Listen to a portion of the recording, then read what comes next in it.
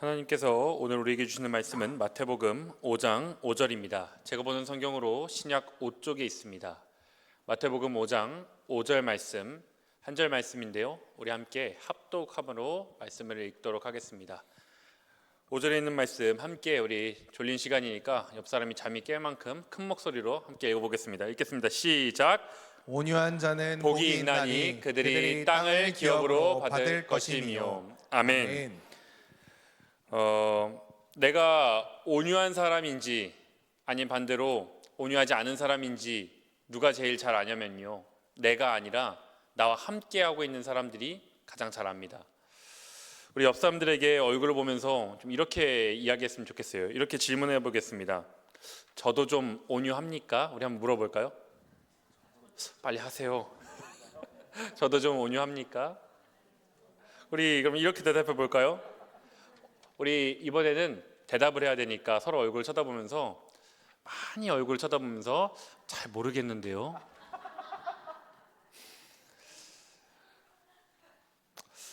오늘은 팔복의 세 번째 복인 이 온유함에 대해서 좀 살펴보려고 합니다. 온유한 자는 복이 있나니 그들이 무엇을 기업으로 얻는다고 말씀하고 있죠? 땅을 기업으로 얻는다고 말씀하고 있어요. 우리 1부 때도 그랬지만 이 세 번째 복, 팔복 중에 세 번째 복에 이 땅이 약속되어 있기 때문에 우리 성도님들이 좀 졸린 시간이지만 조금 더 집중해서 말씀을 들으실 수 있지 않나라는 생각이 듭니다. 한국 사람은 하면 또 땅이잖아요. 현대 사회에서 온유한 성품을 가지고 살아갈 때 유리할까요? 불리할까요? 지금 이 생각을 하고 대답을 해주시면 더 좋을 것 같은데, 자, 들어보세요. 이 세상을 살아갈 때요, 온유한 성품을 가지고 있으면 유리합니까? 불리합니까? 유리하다고 말씀하시는 분들은 아직 조금 더 삶을 경험을 해보셔야 될 것 같은 생각이 들어요. 온유하면 이 땅에 살아갈 때 불리해 보여요. 이용당하는 것 같고, 또 바보처럼 보이기도 하고, 손해보는 것 같기도 하고. 현대사회에서 우리가 온유하면 불리하다고 생각하는 게 어떻게 보면 자연스럽고 당연해 보이기까지 합니다. 우리는 보통 온유하면요, 조용하고 손해보고 또 너무 착하다고 이야기하기도 하고, 또 자신감 없는 사람을 가리키기도 생각하기도 합니다. 그래서 우리는 저 사람은 너무 순해서 안 되겠다, 너무 온유하면 이용당한다, 또 세상은 저런 사람이 아니라 강한 사람, 그런 사람들이 살아남는 거야 라고 생각을 하죠. 제가 한 가지 질문을 하나 더 드려볼게요. 졸린 시간이니까 한번 생각을 해보세요. 대답해 보시면 좋겠습니다. 만약에 우리 자녀가 있고 우리 이제 또 손자 손녀들이 있는데 내가 아니라 내 자녀나 손자 손녀가 온유한 사람으로 살아가길 바라세요? 아니면 자녀나 손자 손녀가 주변에 온유한 사람이 많기를 원하세요? 뭐가 더 나은 것 같아요? 자, 질문이 이해가 안 된 건 아니죠? 자, 이해는 되셨죠? 자녀가 또 손자 손녀가 우리가 가장 사랑하는 이들이 온유한 사람으로 살아가기를 바라기보다는 그 주변에 온유한 사람이 많기를 바라는 게 우리의 솔직한 심정입니다. 왜 그러냐면요, 이런 생각 때문에 그래요. 우리가 온유함에 대해서 오해를 하고 있기 때문에 그렇습니다. 우리는 보통 온유하면요, 이렇게 너무 순해서 안 된다, 온유하면 이용당한다, 제 밥그릇도 못 챙긴다라고 생각을 해요. 쉬운 말로 하면 우유부단하다. 온유함은 차분함과 순함이라고 생각을 하기 때문에 그렇습니다. 그래서 우리는 온유해지기보다는 단단해지기를 원하고, 강해지기를 원하고, 앞서 나가기를 원하는 거예요. 그런데 성경은요, 온유함을 전혀 다르게 평가하고 있는 겁니다. 우리가 생각하는 온유함은 그저 착함, 차분함, 순함, 그래서 빼앗기는 그런 이미지를 가지고 있는데, 성경은 온유함에 대해서 전혀 다른 시각으로 평가하고 있고, 그 온유한 사람을 오히려 지켜 세우기까지 하고 있는 거예요. 우리가 읽은 팔복의 세 번째 복인 이 온유함은요, 온유한 자가 무엇을 차지한다고 말하고 있습니까? 땅을 차지한다고 말하고 있어요. 여러분, 땅은요 승자의 전유물이에요. 이긴 사람이 가지고 가는 게 땅입니다. 또 사랑장으로 유명한 고린도전서 13장에 보면 사랑의 속성을 하나하나 설명을 해가 나가는데 그때 온유함이 또 등장을 해요. 사랑을 설명할 때 필수적인 그런 이제 재료로서 온유함이 다시 한번 나타나고 있는 거예요. 또 갈라디아서 5장에 보면 성령의 9가지 열매가 나오는데요, 성품에 대한 거예요. 이 9가지 열매가 나올 때 그중 하나로 다시 한번 온유가 소개되고 있는 겁니다. 지금 이처럼 성경이 기독교의 본질을 소개할 때마다 온유는 빠지지 않고 계속해서 등장하는 거예요. 성경에서 반복은 무엇을 의미할까요? 성경에서 반복한다는 건 강조를 의미하는 겁니다. 중요하다, 중요하지 않다? 중요하다. 그러면 우리가 단순하게 온유하면 좋고 온유하지 않아도 어쩔 수 없고 이런 관점이 아니라 온유해야 되는구나, 하나님이 말씀하시는 온유함을 우리가 두 손으로 움켜 쥐어야 되는구나, 온유한 성품을 우리가 소유해야 하는구나 라고 거기까지 나아가야 한다는 거죠. 성경이 말하는 온유는 우리가 생각하는 차분함이나 또 순함이 아니라고 말씀드렸어요. 그럼 어떤 뜻일까? 성경에서 온유함은요, 원어로 보면 제가 나눠드린 그 유인물에도 나와 있는데요, 그 프라우스라는 단어를 쓰고 있습니다. 이 프라우스라는 단어는 이런 뜻을 가지고 있어요. 부드럽다라는 뜻도 가지고 있지만 또 두 가지 뜻이 더 있는데, 첫 번째는 온유하게 온순해진 상태를 의미하고요, 또 두 번째로는 길들여진 상태를 의미하는 거예요. 이 단어는 과거에 이럴 때 많이 쓰였대요. 이제 말 같은 그 가축들이 처음에는 이 사람의 손에 길들여지기 전에는 사납고 매섭잖아요. 잘 쉽게 통제 안 따르고 자꾸 자기 멋대로 하려고 하고 우리를 뛰쳐나가잖아요. 그런데 사람의 손에 어쨌든 간에 시간이 흘러서 하나하나 사람 손에 길들여지면 그 말들이 소들이 가축들이 사람의 손에 길들여지고 나면요 온순하게 되는 거예요. 그 온순하게 된 상태를 보고 온유하다라고 이야기하는 겁니다. 고대 그리스에 부케팔로스라는 야생말이 있었어요. 이 야생말이요 크기도 크고, 사진 한번 보여주시면 그 크기도 크고요, 또 말도 되게 멋있게 생겼었대요. 보통 말이랑은 달랐다라는 거예요. 그런데 문제는 뭐냐면 이 말은 야생말이기 때문에 그냥 갔다가 바로 탈 수가 있는 게 아닌 거예요. 탈 수 없는 말인 거예요. 뭘 해야 되죠? 길들여야 되는 겁니다. 그래서 사람들이 워낙 이 말이 튼실하고 좋으니까 어떻게든 길들여 보려고 장정 여럿이 붙어가지고 밧줄로 발을 당기고 목을 당기는데, 보통의 말은 그 정도 이제 사람의 힘을 가하면 굴복을 하고 복종을 해서 길들여지거든요. 그런데 이 말은 여럿이 아무리 정장이 달라붙어도 길들여지지가 않는 거예요. 그래서 이 말에 대해서 당시 사람들이요 이렇게 별명을 붙여줬습니다. 사람을 잡아먹는 말. 얼마나 길들이기 힘든지 사람을 잡아먹는 말이라는 별명까지 붙었다라는 거예요. 그런데 이 부케팔로스, 사람을 잡아먹는 말을요 길들인 한 사람이 나타납니다. 여러분 잘 아시다시피 바로 가장 역사상 넓은 영토 중에 하나를 또 차지했었던 그 알렉산더 대왕이 바로 이 말을 길들이게 돼요. 고작 12살의 나이에 아직 소년에 불과했던 알렉산더가요 이 말 앞에 딱 서는 겁니다. 그리고 말을 관찰하는 거예요. 말을 관찰하면서 보는데 말이 평상시에는 온순하고 괜찮다가 갑자기 햇볕에 비치는 자신의 그림자, 말도 그림자가 있으니까 그림자가 옆에 나타나면 깜짝 놀라면서 날뛰기 시작하는 겁니다.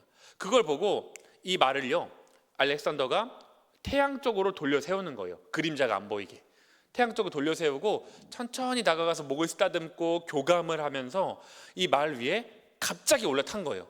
올라타서 말 위에 안장을 얹고 고삐를 채운 다음에 고삐를 움켜쥐었습니다. 그 순간 그렇게 사람을 잡아먹는 말이요 이 12살 소년의 손에 길들여지기 시작한 거예요. 완전히 길들여졌습니다. 부케팔로스는 그 이후로 알렉산더가 동방 원정에 나갈 때마다 거의 모든 전투에 함께 동행하는 말이 돼요. 여러분, 무엇이 이 야생마를 명마가 되게 했을까요? 바로 힘이 빠졌기 때문이 아니라 그 힘이 길들여졌기 때문에 명마가 된 거예요. 여러분, 바로 이것이 온유함입니다. 온유는 힘이 없는 게 아니에요. 우유부단한 게 아니에요. 갈팡절팡 자신의 줏대 없이 그렇게 사람들에 의해서 끌려가는 사람들을 보고 온유하다라고 하는 것이 아니라, 온유는 바로 길들여진 힘을 의미하는 겁니다. 힘이 여전히 있지만 길들여져서 그 주인의 뜻에 따라 움직이는, 자신의 뜻대로 움직이고 달려나가는 것이 아니라 주인의 뜻에, 내 고삐를 쥔 주인의 뜻에 따라서 움직이고 달려나가고 박차고 나가는 그런 이제 말을 향해서 온유함, 그리고 하나님께 길들여진 이란 뜻으로 붙여줬다라는 거예요. 감정의 고삐를, 감정에게 우리가 살아가면서 감정에 우리 인생의 고삐를 내어줄 때도 있는데, 그게 아니라 우리 인생의 고삐를 하나님께 맡긴 사람, 억울함을 하나님께 내어 맡긴 사람, 상황의 흔들림이 아니라 하나님의 인도하심에 인생의 고삐를 내어드린 사람, 내가 아니라 하나님께 내 인생의 고삐를 완전히 내어드린 사람, 그 사람이 성경이 말하는 온유한 사람이라는 거예요. 여러분, 그러면 우리는 어떻게 온유한 사람으로 거듭날 수 있을까요? 쉽게 말해서요, 우리 이 중에서 나는 진짜 온유하다고 생각하시는 분 있으세요? 저는 이 말씀을 준비하는데, 이제 말씀을 준비하다 보면 꼭 이런 주제를 가지고 말씀을 준비하다 보면요, 이 아내하고 다툴 일이 꼭 생겨요. 지금 방송 보고 있는지 모르겠는데, 어제 퇴근하고 이제 제가 설거지를 하는 담당하는 날이 와서 막 하는데, 하필이면 설거지가 쌓여있는 날인 거예요. 그런 날 있잖아요. 내가 하는 날 꼭 그래요. 그런데 기름기도 많고 안 닦이고 막 기름 퐁퐁 괜히 그냥 죄 없는 퐁퐁 막 잔뜩 짜가지고 퍽퍽퍽 닦고 막 혼자 막 말은 안 하지만 내일 온유함에 대해 설교해야 돼서 말은 안 하고 있지만 퍽퍽 닦고 있는 거예요. 퍽퍽 하면서 왜 설거지 미리 안 해놔가지고 내가 퇴근하고 와서 설거지를 하게 만드나, 그렇게 할 때가 있다라는 거죠.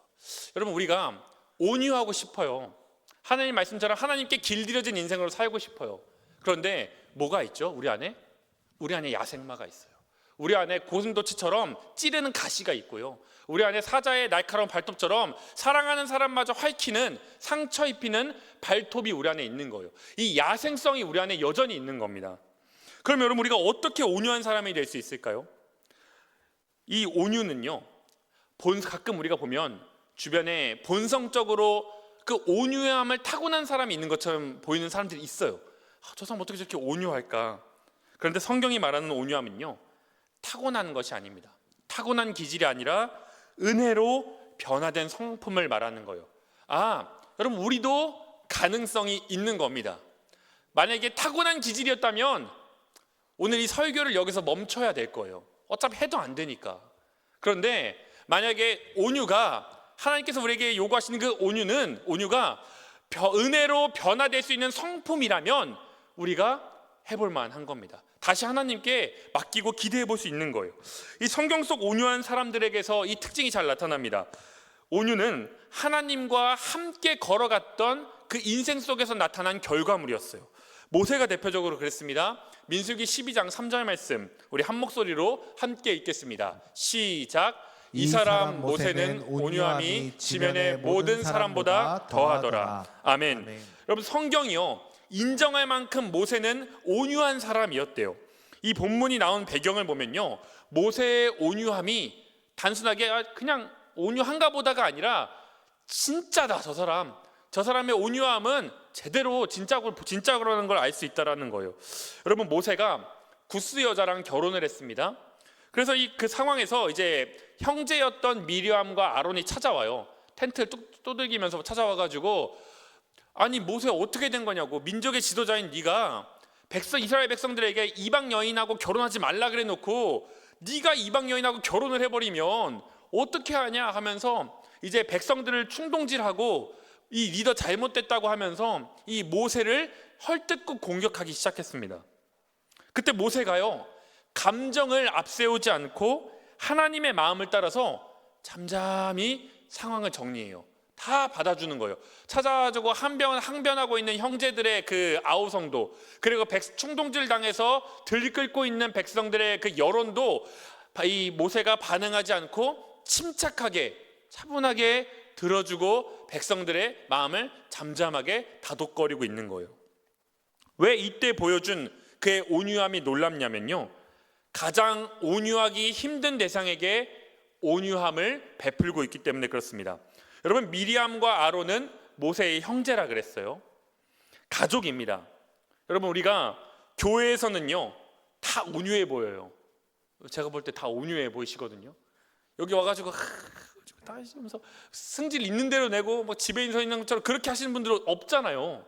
교회 와가지고는 다 그냥 온유해 보여요. 그런데 우리 성격을 진짜 아는 사람은 누구죠? 가족이에요. 집에 딱 들어가면 나오는 겁니다. 교회에서는 온유해 보이는데 우리의 진짜 성품은요 가족만이 알고 있어요. 그게 진짜예요. 그래서 모세의 온유함이 대단한 거예요. 가장 온유하기 힘든 이 형제들, 가족을 향해서 그는 온유함을 베풀고 있습니다. 이 12장 3절 민수기에서 보면요, 이 모세의 온유함이 지면의 모든 사람보다 더했다라는 말은 그래서 나오는 거예요. 모세가 가장 온유함을 베풀기 힘든 이 가족에게마저도 그는 온유함으로 대하고 있는 거예요. 가장 어려운 대상에게 가장 큰 온유함을 베풀고 있는 거예요. 그래서 그의 온유함이 대단하다라는 겁니다. 그런데 여러분, 처음부터 그랬을까요? 모세가 처음부터 이렇게 온유한 사람이었을까요? 전혀 아니에요. 그는 젊어서는 애굽의 왕자로 있을 때만 해도요 혈기가 왕성해서 그는 분노로 사람을 때려 죽였던 사람이에요. 시내산에서 십계명을 받고 은혜 가운데 내려왔는데 이 백성들이 시내산 밑에서 뭐 하고 있었어요? 우상 숭배하고 있는 모습을 보니까 화딱지가 나가지고 십계명을 바닥에 집어 던졌어요. 십계명이 두 동강이 났어요. 여러분, 감정적인 사람이었다라는 거예요. 하나님의 부르심 앞에서도 그는 5번이나 거절한 사람이 성경에 없는데 이 모세는 5번이나 거절하고 있어요. 저 말고 저희 형 쓰세요. 저는 안 됩니다. 다른 데 가서 알아보세요. 이렇게 얘기했던 사람이에요.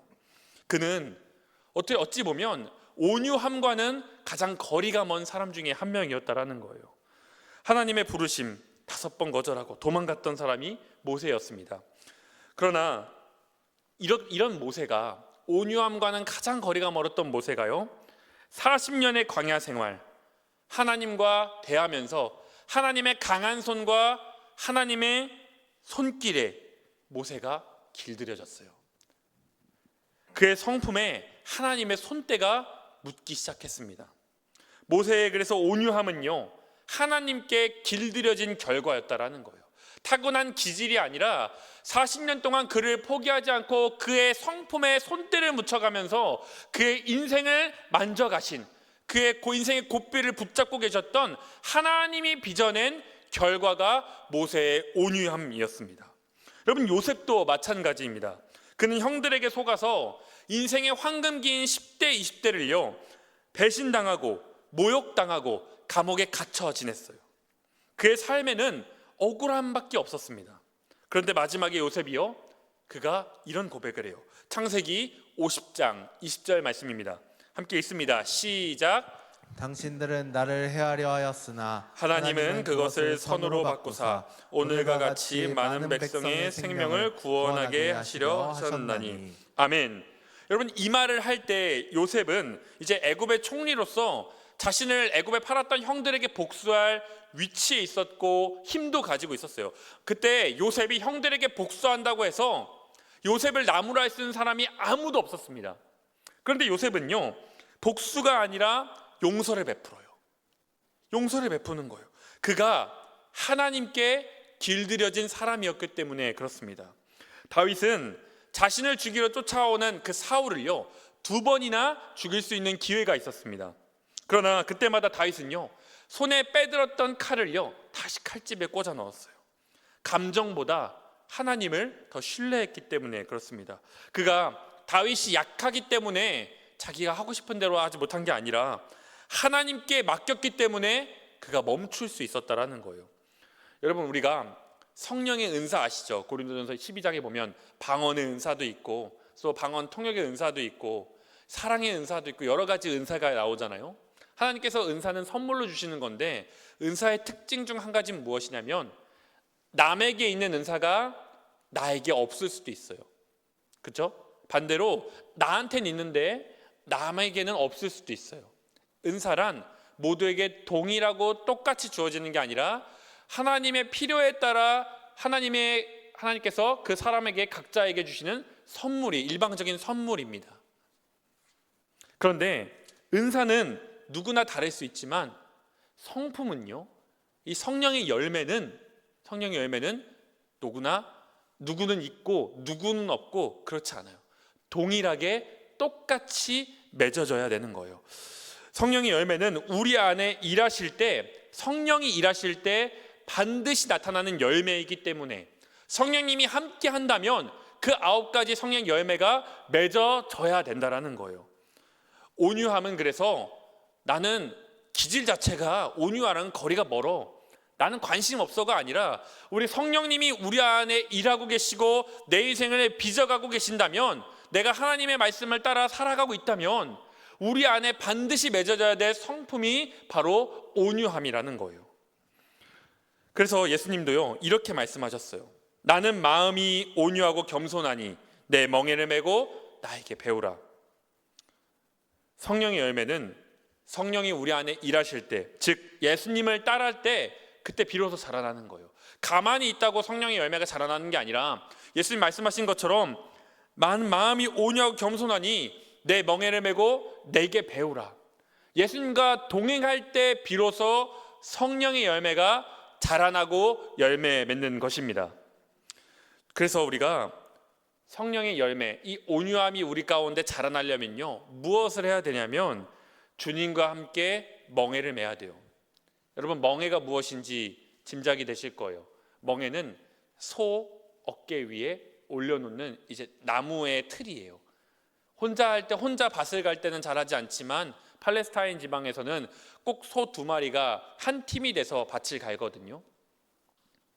예수님이 이 멍에를 메고 나에게 배우라는 이 말씀은요, 나와 함께 발을 맞추자. 나와 함께 내가 하는 것을 보면서 따라와라. 내가 너에게 온유함을 베풀었던 것처럼 너도 그렇게 온유를 베풀고, 내가 너를 사랑했던 것처럼 너도 사랑할 수 없는 사람을 사랑하면서 함께 가자. 예수님이 가자고 하면 가고, 예수님이 멈추자고 하면 멈추고, 예수님이 용서하자고 말씀하시면 용서하고, 그렇게 예수님과 보폭을 맞추고 발을 맞춰 나가는 겁니다. 그럴 때 우리 안에 온유함을 배우게 되고 온유가 자라나기 시작을 하는 거예요. 이처럼 여러분, 야생마 같던 우리가 온유한 사람으로 길들여진 것 자체가 사실은 복이거든요. 어떻게 우리 같은 사람들이 하나님께서 말씀하시는 하나님께 길들여진 인생을 살 수 있을까? 저는 그것 자체도 복이라고 생각합니다. 그런데 예수님은 거기서 멈추지 않고 온유한 자에게 땅을 주시겠다고 약속하고 있어요. 왜 땅을 주신다고 했을까요? 예수님 당시의 땅은요, 오늘날처럼 단순한 재산이 아니에요. 땅은 하나님이 각 지파와 각 가문에게 주신 자리, 미래 정체성이었습니다. 그래서 땅을 잃는다라는 건, 땅을 주신다라는 거의 반대의 개념인 땅을 잃는다라는 건 어떤 개념이냐면요, 삶의 기반을 잃어버리는 거예요. 땅을 잃어버리면 삶의 기반을 잃게 되고, 지금 당장이 없으니까, 현재가 없으니까 미래도 없고요, 미래도 없으니까 정체성도 잃게 되는 거예요. 땅을 잃는다라는 건 그래서 모든 걸 잃는 겁니다. 미래가 없는 상태예요. 소망이 없는 상태입니다. 반대로 땅을 얻는다라는 건 하나님이 그 인생을 붙들어 주신다는 가장 강력한 약속입니다. 온유하면 손해보는 거 아니냐고, 또 온유하면 아무것도 지킬 수 없지 않냐고, 하나님의 뜻에 따라 움직이고 하나님이 가라고 하면 가고 멈추라고 하면 멈추면, 그러면 세상적으로 봤을 때는 손해볼 수밖에 없는 것 아니냐고 우리가 의문이 들 수도 있어요. 그런데 예수님은요, 그 생각을 뒤집으시는 거예요. 하나님께 그 인생에 맡긴 인생의 고삐를요, 우리가 하나님께 인생의 고삐를 맡길 때 하나님이 우리의 인생의 고삐를 잡은 손을요 절대 놓지 않으십니다. 어떤 순간이 와도 하나님은 단단히 붙잡아 주시는 거예요. 자기 감정보다 하나님의 마음을 따르고 또 자기 힘보다 하나님의 손을 의지하는 사람을 위해서 하나님은 친히 지켜주시고 하나님이 준비하신 자리를 잃지 않게 해주시는 겁니다. 손해볼 것 같은데 결론적으로는 손해보지 않는 인생으로 하나님이 지켜주신다라는 거예요. 그래서 여러분, 예수님이 말씀하시는 거예요. 온유한 자는 복이 있나니 그들이 땅을 기업으로 받을 것이며. 사랑하는 여러분, 우리가 온유함으로 품었던 자녀, 온유함으로 품었던 자리, 온유함으로 품었던 그 관계, 온유하고 싶진 않았지만 하나님 말씀 따라서 하나님이 용서하라고 하셨으니까, 온유를 베풀라고 하셨으니까 그렇게 눈 딱 감고 온유했던 그 자리, 그 사람들, 결국 하나님께서 우리에게 다시 맡기시는 땅이 될 것입니다. 여러분, 우리가 온유함은요, 그래서 잃는 게 아니에요. 온유하면 손해보는 것처럼 보이는데 잃어버리는 것이 없습니다. 오히려 온유함은요, 잃는 것이 아니라 얻는 것이 됩니다.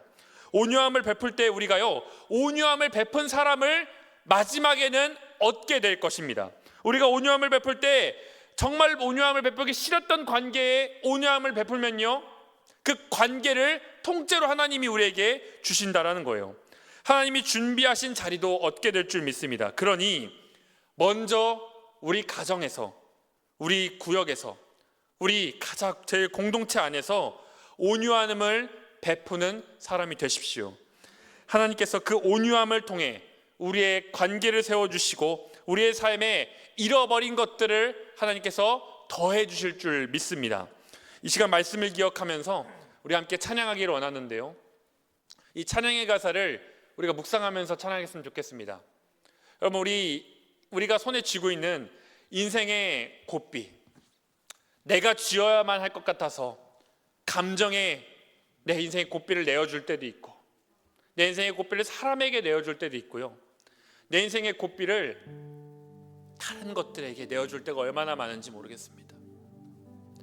그런데 여러분, 우리 인생의 고삐를 마지막까지 붙잡고 손에 놓지 않으시는 분은요, 아버지 하나님밖에 없습니다.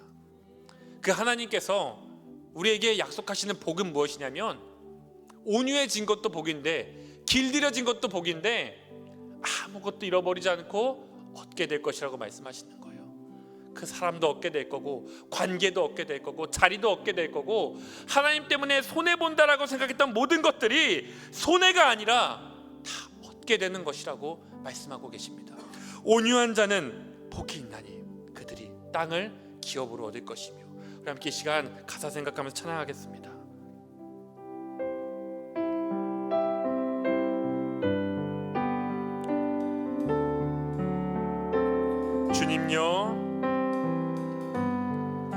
주님여 이 손을 꼭 잡고 가소서. 약하고 피곤한 이 몸은 폭풍우 흑암 속 해치사 빛으로 손잡고 날 인도하소서.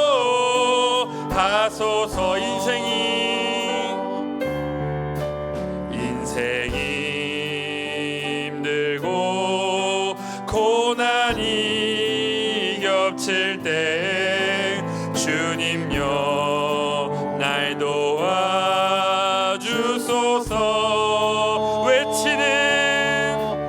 외치는 이 소리 귀 기울이시사 손잡고 날 인도하. 폭풍 흑암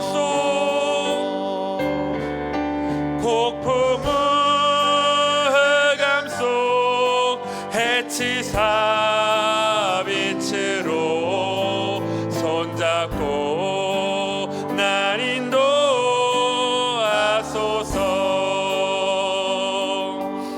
우리 함께 시간 말씀을 기억하며 기도하기 원합니다. 하나님, 인생의 고삐를 다시 주님의 손에 내어 맡깁니다. 하나님 도와주시옵소서.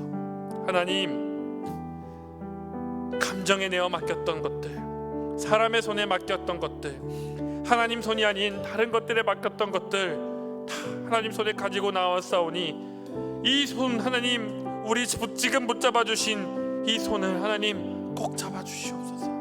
우리의 가정도 잡아 주시옵소서. 우리의 자녀도 하나님 잡아 주시옵소서.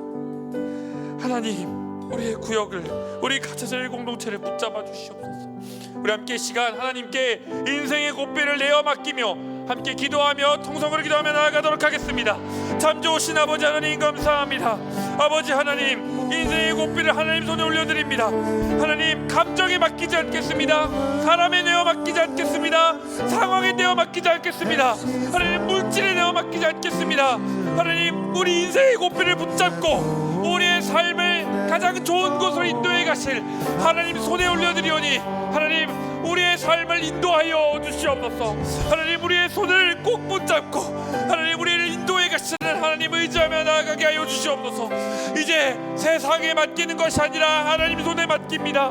우리를 붙잡고 놓지 않으시는 아버지 하나님 손에 의탁하오니 주여 인도하여 주시옵소서.